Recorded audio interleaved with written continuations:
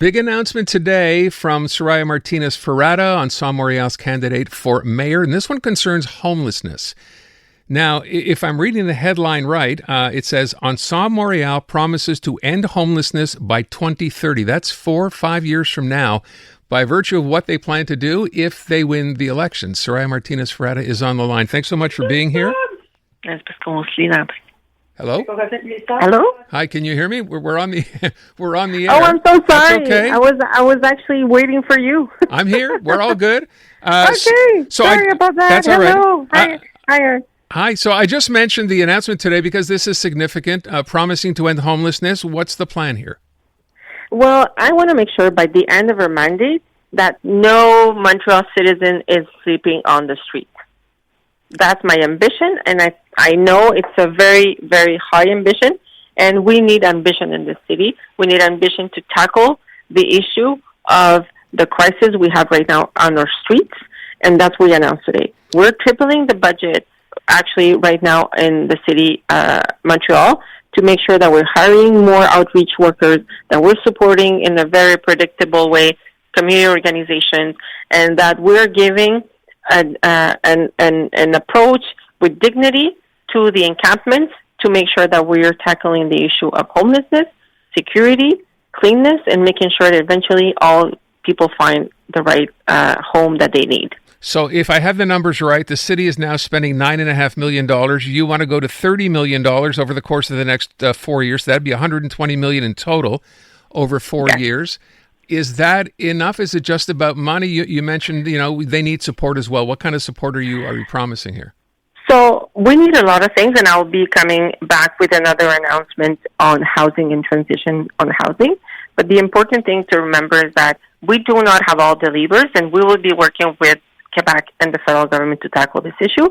But people need to know that we as a city need to take and own our own responsibility and do so much more with, I think, the number one priority of the city, which is housing and homelessness.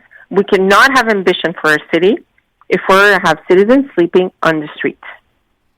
So, it sounds great to say, and I'm sure people will be very happy to hear that someone is taking a serious approach to this. But, the idea, of course, is you can't dismantle an encampment if you don't have an alternative. So what is the alternative? Exactly. So the alternative will be the second announcement I'll be doing very soon. It's talking about transition on housing, but also coordinating our efforts with all levers of government, federal, Quebec, and also police, community organizations, because people know what to do. We just need to coordinate our actions and making sure that we are doing that on a daily basis, making sure that we're prioritizing our actions, and everybody knows what we're doing. And I think right now a coordinated effort to this issue will be a question of leadership, and that's what the city has not taken on, that leadership, and that's what we're proposing today. So I'm trying to understand it because I know there was an announcement from Projet. Luc Rabouin said or pledged to create 1,000 new social and transitional housing units. He talked about modular homes, 500 of them going up. Is that not the right plan? Well, it's a very small plan. We need to have more ambition. And I don't think Projet Montreal has shown to have that ambition and had that leadership in the past 8 years. And what we've shown today is the first step to a very ambitious plan. And that's what we started announcing today. And I'll be coming again with another announcement on the transition homes. But we'll be very more ambitious at what Projet Montreal has been proposing for the past 8 years and during this campaign. But now, by the way, those 500 modular housing units, I think this is in the Hippodrome site, right? The Namur Hippodrome site where they're planning to put these. I had Luc Rabouin in here a couple of weeks ago. I don't know if I spoke to you since then or not. What's the plan? Do you have a plan at Ensemble for what to develop as far as the Hippodrome is concerned, that site? Well, the only thing I would say about the Hippodrome is that it took so long to even get to somewhat of a plan. Claude Pinard, which is one of my candidates, and as you know, will be the president of the executive, once we're in office. He was at the beginning of the committee. He worked with the committee at Gallup to do this approach because the city was not taking leadership on it. So I think what I say is that it took so long to get where we're at right now. And we are lacking time, and we have to go so much quicker and faster, and we have to be so more agile and have so much ambition to the plans that we need to do in order to tackle the issue of homelessness in the city. And I think that's what we're presenting today. Is part of your plan, by the way, to be fair, to open Cavendish or not? Absolutely. I absolutely said that we need to revitalize the area, and that comes with the fact that we have to open Cavendish. Okay. So as far as the transition plan, you say that'll be coming in a future announcement this week or next? Is that the idea? Yes, it's coming very soon, very, very soon. Okay. I want to ask one thing, because this came up on my show earlier on. I'm going to be bringing this back again. I ask our listeners off the top of the show to weigh in on this. Luc Rabouin, this was actually a post put up by Alex Norris, as it turns out, commending Luc Rabouin for bringing up the issue in a city council meeting on Israel and Palestine, right? And the quote is, during the public question period at the city council, Rabouin called for a full and complete embargo on arms transfers to Israel. It goes on to say, this is Alex Norris saying, Luc Rabouin thus becomes the first leader of a ruling political party in a major Canadian city to call for an embargo on arms transfers to Israel. I am very proud of this honorable and courageous stand. My question was not what he said or the position he took. It was, why is this appropriate to come up in a municipal council meeting? Like, this is not a municipal issue, and I'm curious what your take on this is.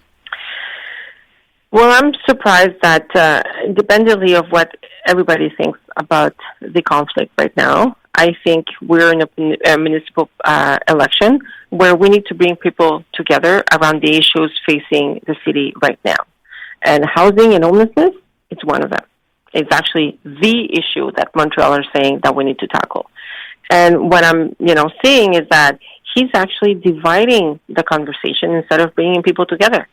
Whoever you are and whoever you think and whatever community you come from, you want to see that you're feeling safe in the city, that we're bringing people back together to have a city where we're proud, that is being, it's clean, it works, and that we don't have citizens of Montreal sleeping in tents in the streets.